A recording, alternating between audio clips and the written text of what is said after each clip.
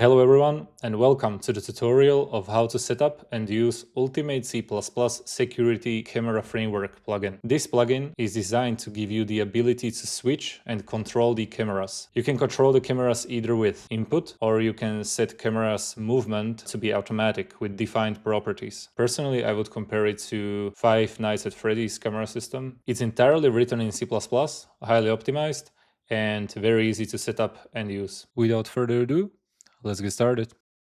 Okay, so right now I'm in the security camera framework content directory, and over here you're gonna find the folder called blueprints components, and in here the main component to control the cameras is the B_camera switcher component. So let's open it up, and in the details panel you're gonna find some properties. First of all is auto discover cameras, so whether the system should automatically discover all the cameras in the world. Then the blend time, I suggest you to use 0, otherwise it's gonna blend between the views. The next one is reset on current switch. Basically what it means, if you are controlling a camera and you're gonna change the view of the camera, so you're gonna move the camera a bit, for example, to the left and down. After, when you switch to another camera and you switch back to previous camera, it's gonna reset the current position and rotation to the default value. The next section is startup. Over here we got start camera index, so which camera should be considered to control as first. And the second parameter is start behavior. So basically we got three options here. First one is always start index, so it always starts with this index if you are controlling the cameras and you're gonna stop controlling them, and then you're gonna control them again. If you're gonna use always start index, it's gonna always start with this index. Then we got start index first time, then resume last. So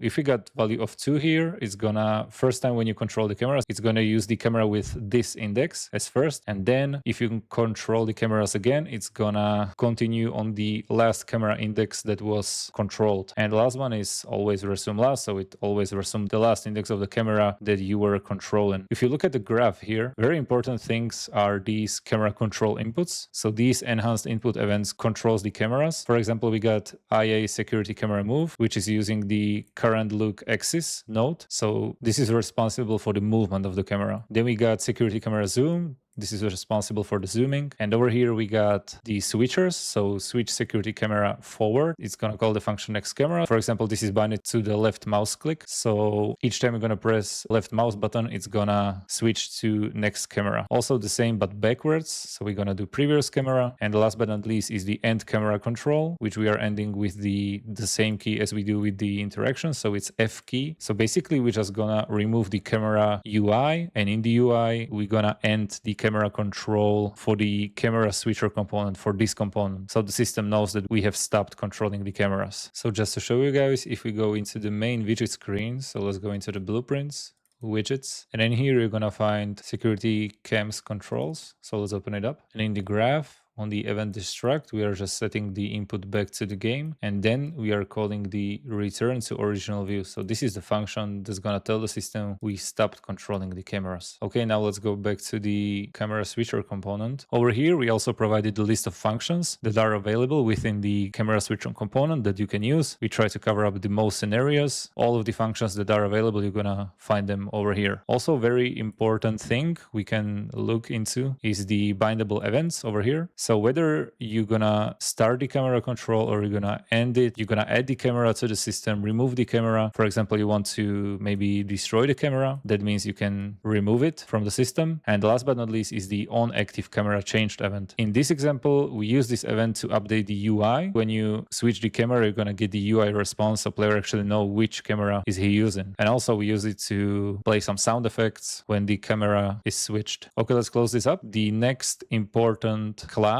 is the camera class itself. So when you go into the cameras folder, you're gonna find here B security camera base. However, since we have provided the example of a day camera and example of the night camera, we can just for now open the day type of camera, and let's open the player input, for example. And if we scroll down here in the details panel, you're gonna find some properties as well. So first we got the camera ID. You can either set the index for a camera, but also you can set the ID, and it's up on you which one do you want to use. In the camera ID, you can put here some name of the camera. In the control tab, we got the minimum yaw, minimum pitch, maximum pitch. So these are the boundaries of the camera's view. So you can tweak these values as you want, and you can do it for each camera in the world. So you got specific control for each of them. Then we got the rotation speed degree per second. So this means how fast should the camera rotate when you control it. Control mode.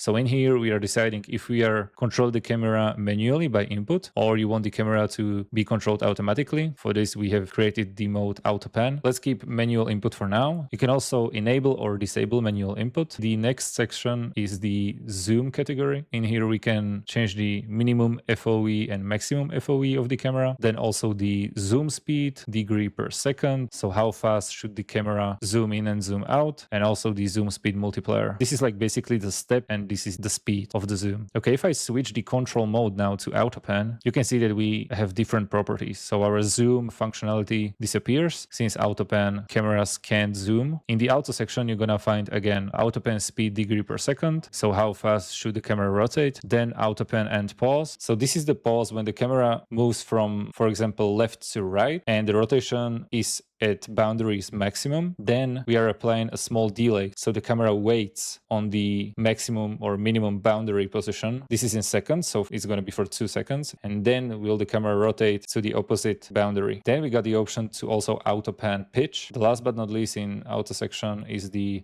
auto pan randomize on start. This is very important. If you got more than one auto pan cameras, you don't want them to have the same look at the very start. You want them to start differently, so the movement isn't synchronized between all of them, so it looks more natural. Okay, and last two sections, feed and smoothing. So for the feed, since we have provided the functionality that you can see the camera's view on the monitor itself, you can enable or disable the feed, and you can set the feed's width and height. So this is basically the resolution of the rendered target texture. Okay, and the last one is the smoothing. Since this plugin is being replicated, you can also use the client smoothing mode, so everything looks very smooth also for the client. And in here you can define the rotation smoothing speed and FOV smoothing speed, so the client gets the same behavior as the server. Okay, great, let's try it out. Over here you're gonna find this computer, and on the opposite side we have the monitors that are reflecting the camera's view.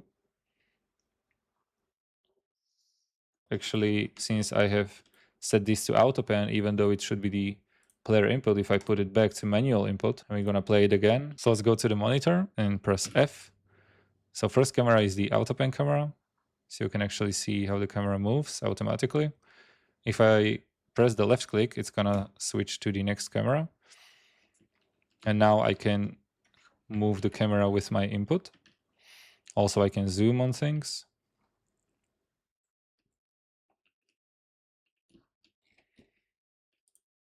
If I press it again, I'm gonna switch to the next camera. If I do the right click, it's gonna switch to the previous one, and so on. Also, you can see that the selection of the UI is being changed, but also you can use it as a buttons. So you can just click wherever you want and it's gonna switch to the proper camera ID. Okay, now let's talk about the PC. So if you go to the blueprints and the computer, you're gonna find here B_PC class. And in here, I have already added the camera control lock component. If you want only one player to control the cameras, this component is solving this issue. So if one player interacts with the PC, it's gonna request exclusive control to the player that started the interaction. And the next one, if we're gonna try to interact with the PC, we are checking if the control is locked. If yes, we won't do anything. And if it's false, the other player can control the cameras as well. You might not want this, but in case you want only one player to control the cameras, this is the way to do that properly in multiplayer. And the last but not least are the monitors. So if we go back to blueprints folder, you're gonna find here the monitor. And here we got B camera monitor. So as you can see, we got our monitor mesh over here, and it has two material slots. One is for the frame, so for the edge of the monitor, and the other is for the monitor screen. And if we scroll down a bit in the details panel, you're gonna find here the monitor section. So for example, the screen material and the screen material slot. For the monitors, you can set to which monitor material slot we're gonna show the camera view. Also, we got the screen texture parameter. So if I go into the screen material, you also have many properties to change change over here, which I'm not gonna talk about right now. But over here we got the screen texture parameter in which we are binding the render target texture. Okay, let's go back. Auto enable camera feed. You can turn this off or on, depends on if you want to have the monitor to show the camera's view automatically. Then we got the startup section, startup assign mode. We can choose which camera's view should this monitor show. So if we do, for example, by index, in here you can type index of the camera. And if you choose by ID, you can in here type the ID of the camera. Okay, the last but not least, power section. Over here you can define if the monitor is enabled or disabled. This way you can make the monitor broken or just enabled or disabled. Then we got restore original material when off. So if the monitor is off and we are not showing any screen, whether we should restore the original material that was originally on the mesh. Then we got auto disable camera feed when off. I recommend you keep this on true, because when the monitor is not enabled, it's gonna automatically stop updating the camera's feed. And last but not least, hide mesh when disabled. So if the monitor is being disabled and you're gonna turn the hide mesh when disabled on, the monitor will be invincible in the world. Okay, that's it about the classes. Let's look into the night level. Okay, so let's play. So in here, as you can see, you got some sort of night vision post-process effect. So you can see with the camera in the dark. And this one is the auto pan camera.